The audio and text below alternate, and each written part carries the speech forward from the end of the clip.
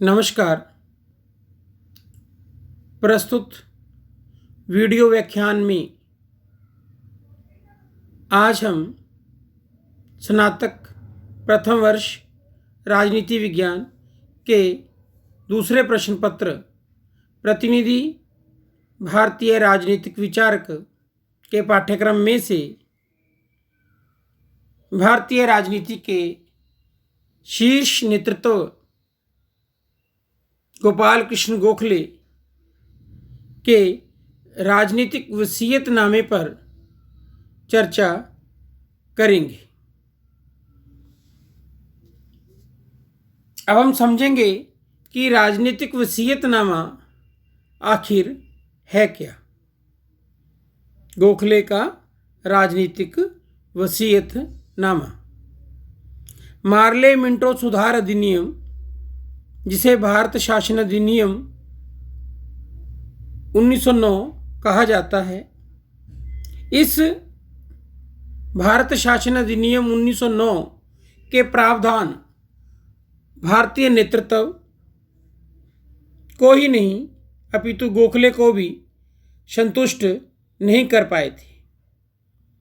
इन परिस्थितियों में एक नए अधिनियम की आवश्यकता अनुभव की जा रही थी। मुंबई के गवर्नर लॉर्ड वेलिंगटन के आग्रह पर श्री गोपाल कृष्ण गोखले ने वैधानिक सुधारों की एक योजना तैयार की, जिसे युद्ध के पश्चात लागू किया जाना चाहिए था। यह सुधार योजना, जो कि गोखले के द्वारा तैयार की गई थी, अगस्त 1917 में प्रकाशित हुई। गोखले द्वारा तैयार इस सुधार योजना को गोखले का राजनीतिक वसीयतनामा कहा गया। इसे तैयार करने में फिरोज शाह मेहता तथा आगा खां से परामर्श किया गया था। गोखले द्वारा तैयार इस सुधार योजना राजनीतिक वसीयतनामा में प्रांतीय और केंद्रीय सरकार के संबंध में अलग अलग सुझाव दिए गए। इनका हम बिंदुवार अध्ययन करेंगे कि प्रांतीय शासन के संबंध में उन्होंने क्या सुझाव दिए, केंद्रीय शासन के संबंध में उन्होंने क्या सुझाव दिए। इस प्रकार इन दोनों के अतिरिक्त उन्होंने जो और सुझाव दिए वो क्या क्या थे, तो हम इनका अध्ययन करेंगे। अब सबसे पहले हम देखेंगे कि श्री गोखले ने राजनीतिक वसीयतनामा में प्रांतीय शासन के संबंध में कौन कौन से सुझाव दिए। प्रांतीय शासन के अध्यक्ष के रूप में गवर्नर हो, जिसकी नियुक्ति इंग्लैंड से हो। नंबर 2, गवर्नर की सहायता और परामर्श देने के लिए 6 सदस्यों की कार्यकारिणी हो, जिसमें 3 भारतीय और 3 अंग्रेज हो। नंबर 3, प्रत्येक प्रांत में एक विधान परिषद होनी चाहिए, जिसकी सदस्य संख्या 75 से 100 सदस्यों के बीच हो। इस परिषद के कम से कम आधे सदस्यों का चुनाव विभिन्न निर्वाचन क्षेत्रों और विशिष्ट वर्गों द्वारा किया जाए। परिषद में विशेषज्ञों के अतिरिक्त और कोई गैर सरकारी नामजद सदस्य नहीं होने चाहिए। गवर्नर को यह अधिकार हो कि वह चाहे तो विशेषज्ञों के रूप में अथवा कार्यकारी सरकार के प्रतिनिधित्व में सहायता पहुंचाने के विचार से कुछ सरकारी सदस्य जोड़ सकता है। नंबर 4, प्रांत की कार्यकारी सरकार और इस प्रकार गठित विधान परिषद का आपसी संबंध लगभग वैसा ही होना चाहिए जैसा कि जर्मनी में इंपीरियल गवर्नमेंट तथा रशिस्टैग, जिसे व्यवस्थापिका कहा जाता है, के बीच है। विधान परिषद को प्रांत के लिए कानून निर्माण की शक्ति प्राप्त होगी और प्रांतीय कराधान में कमी या वृद्धि करने के लिए परिषद की अनुमति आवश्यक होगी। नंबर 5, इस प्रकार पुनर्गठित हो जाने पर विधान परिषद के नियंत्रण में काम करने वाली इस प्रांतीय सरकार को प्रांत के आंतरिक प्रशासन का पूरा कार्यभार सौंप दिया जाना चाहिए और उसे वस्तुतः स्वतंत्र वित्तीय शक्तियां प्रदान कर दी जानी चाहिए। भारत सरकार के पास प्रांतीय शासन पर नियंत्रण का अधिकार अब नाम मात्र के लिए ही होना चाहिए, जिसका प्रयोग वह बहुत ही कम अवसरों पर करे। नंबर 6, प्रांतीय स्वशासन की यह योजना उस समय तक अधूरी रहेगी जब तक उसके साथ ये दो काम ना किए जाएं।